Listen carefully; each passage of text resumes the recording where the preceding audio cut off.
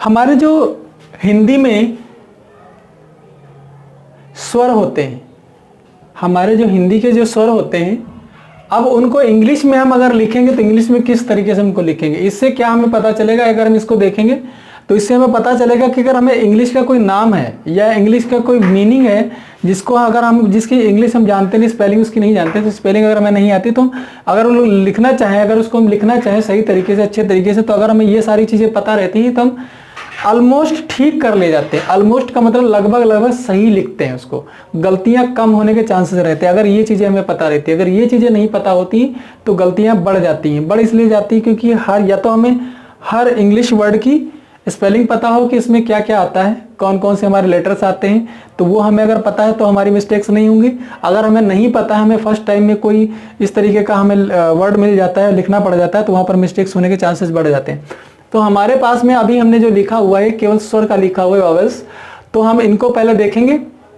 देखिए यहाँ पर हमारे पास से पहले लिखा है आ, यानी कि ये छोटा आ है, इसके लिए अगर कहीं पर आता है तो हम ए लिखेंगे। इसके लिए बड़ा आ के लिए डबल ए, छोटी के लिए आई, बड़ी के लिए डबल ई।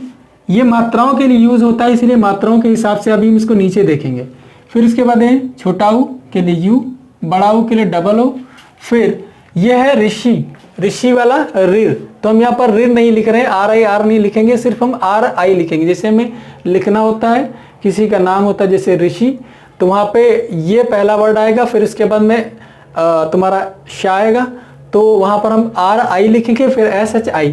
तो मतलब कहने का मतलब हम सिर्फ आर आई ही यहाँ पर लेंगे। फिर उसके बाद में ए, फिर ए, ओ, आओ, ओ का ओ, आओ का। कुछ लोग यहाँ पर ओ यू भी लिखते हैं, ओ यू, और कुछ लोग ए यू लिखते हैं। हम यहाँ पर ए यू इसको लेकर के चलेंगे। फिर उसके बाद में अंक के लिए हमें एन लिखते हैं, यानी कि इसकी बिंदी की जो हमें प्रोनाउंसिएशन वो निकलती है एन से। फिर आह यानी ए एच। अब हम इसको अगर किसी का नाम में अगर हम इसको किसी के नाम में अगर हम डालते हैं तो नाम में कैसे यूज करते हैं वो देखेंगे। तो जितनी भी चीजें हैं इनको हम सबको यूज करके बारी बारी से देखेंगे कैसे हम इसको यूज करते हैं। देखो देखिए, जैसे हम लिखेंगे अमर, अगर हमें अमर लिखना है तो आ की इंग्लिश हमें पता है ए, और फिर ए। अब हमें एक चीज ध्यान रखनी होगी, अगर हमें किसी भी व्यंजन को अगर हमें आधा नहीं करना है तो हम उसके बीच में यानी कि स्वर यानी हमारा वावल जरूर पड़ेगा, तो वावल हम डालेंगे। अगर हमें आधा नहीं करना है तो अगर हमें आधा करना है तो वहाँ पर वावल हटा लेते हैं तो वो आधा हो जाता है ऑटोमेटिकली। अभी हम बताएंगे कैसे होता है। तो यहाँ पर हमें छोटा से यानी हमारे पास में ए है, तो यहाँ हमने ए लिख दिया।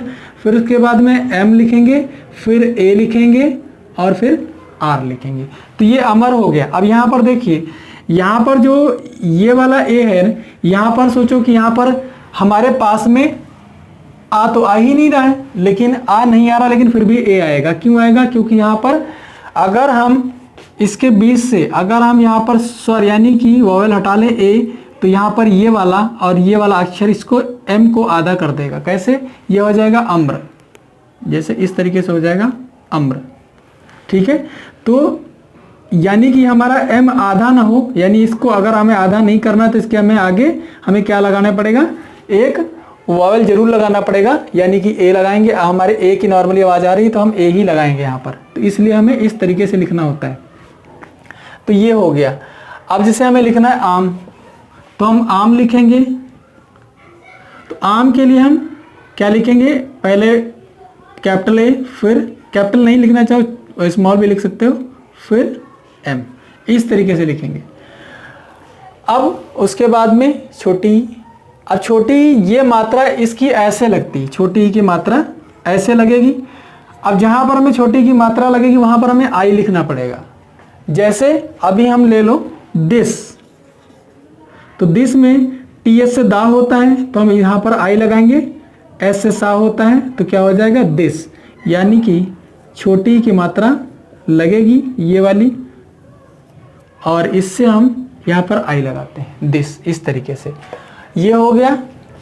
अब देखो ये हटा दें।